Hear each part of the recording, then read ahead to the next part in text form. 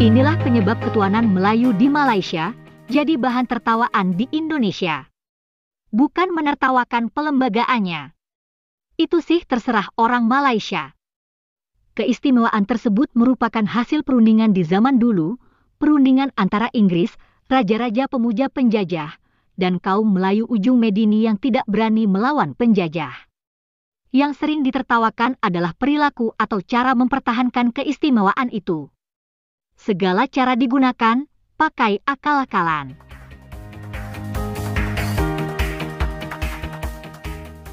Kaum Melayu yang sebetulnya cuma suku disulap jadi bangsa. Kurang puas juga, mereka lalu bikin Melayu Mahawangsa. Bangsa super hebat dan besar. Budaya dari Nusantara Indonesia pun mereka klaim dengan berbagai dalih. Bahkan bahasa Indonesia juga diklaim dengan mengatakan jumlah penutur bahasa Melayu 300 juta. Kaum Melayu di Malaysia yang sebenarnya pendatang dari wilayah Indonesia, belakangan malah merasa sebagai pusat peradaban Nusantara. Bagi orang Indonesia, semua itu menggelikan. Bagaimana mungkin kaum Melayu Malaysia yang merasa hebat jadi pusat peradaban Nusantara, kok diam saja dijajah Inggris? Tamadun yang katanya hebat, kok malah memuja penjajah? Bagaimana bisa jadi tamadun hebat, tapi bahasa Melayu terpinggirkan? Nah, orang Cina dan India di Malaysia pun tahu betul siapa sebenarnya kaum Melayu di Malaysia. Itu sebabnya, perpaduan sulit terjadi karena kaum Melayu di Malaysia selalu ingin dianggap paling hebat, dianggap mewah. Sebenarnya masih ada yang berpikiran waras di sana. Ini hanya salah satu contoh. Masyarakat bukan lagi generasi Gen 1 yang mempertahankan kecinaan, kemelayuan, ke-Indian. It's about naratif negara bangsa sepunya yang sebenarnya mengangkat persamaan, bukan perbezaan. Soalannya, diskurs ini tak ada akan mengalir politik kita. Kalau mereka yang akan menentukan dasar, akan menentukan program, menentukan perancangan yang akan jalankan. Bagi saya, it's high time MPM mengangkat benda ni. Dan saya agak setuju dengan Profesor Radwan. Tadi kita kena buat a white paper. Kenapa? The nation has changed beyond our understanding. It's no more ketuhanan Melayu. Mesti diangkat dalam kerangka peradaban ketuhanan anak watan dan masyarakat aneka kepelbagaian. Must be about civilization, not ethnic. And then kita ni kena angkat dalam kerangka bukan ethnic discourse, but dalam kerangka keinsanan, kesejakatan dan keadilan.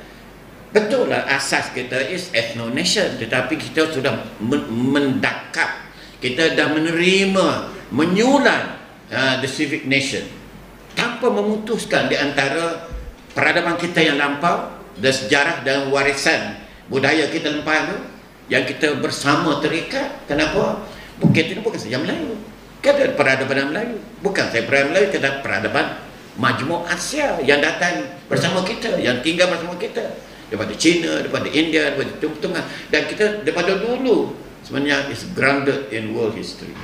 Jangan kita diperbodohkan oleh ilmu-ilmu penjajah dan kolonialis. Itu dengan pandangan saya, we need kena angkat diskurs ni. Kenapa?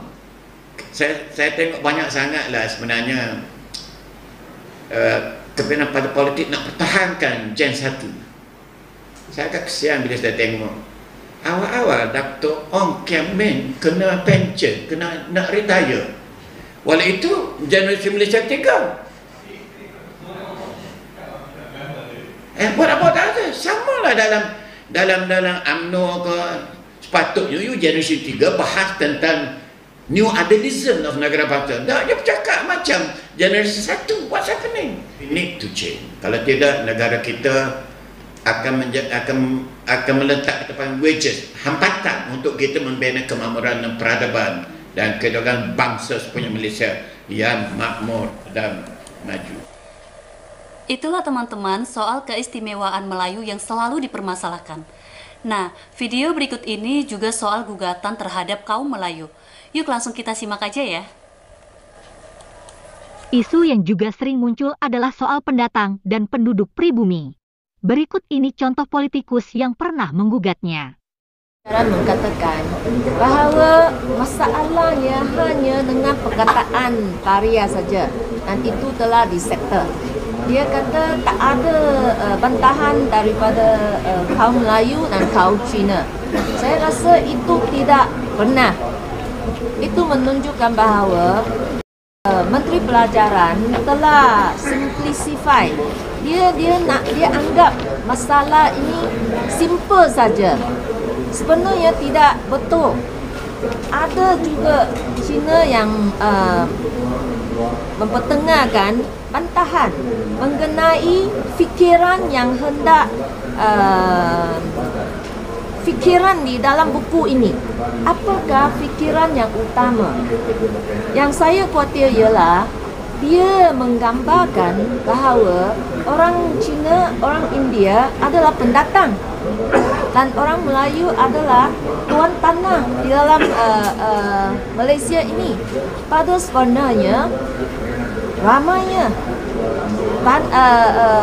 Melayu pun adalah datang dari luar Malaysia.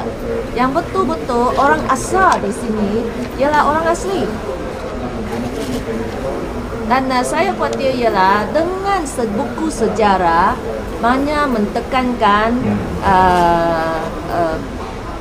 sejarah Tamadun Islam dan juga UMNO, sejarah UMNO dan fikiran bahawa ketuanan Melayu ini akan secara sengaja atau tidak sengaja akan diturunkan kepada pelajar-pelajar yang tingkatan 5 ini, yang pada kita kami, bahawa mereka masih belum matang untuk membuat analisa sendiri apakah yang sebenarnya yang hendak diajar kepada mereka. Itu saya rasa adalah satu perkara yang amat serius dan penting. Kira-kira seharusnya satu buku dia mesti memberikan nilai yang baik pada. Begitulah teman-teman soal posisi kaum Melayu di Malaysia. Terima kasih ya teman-teman sudah menonton video ini dan sampai jumpa lagi.